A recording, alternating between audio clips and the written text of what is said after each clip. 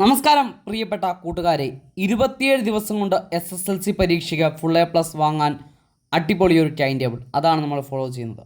ഇന്ന് 22ാമത്തെ ദിവസം.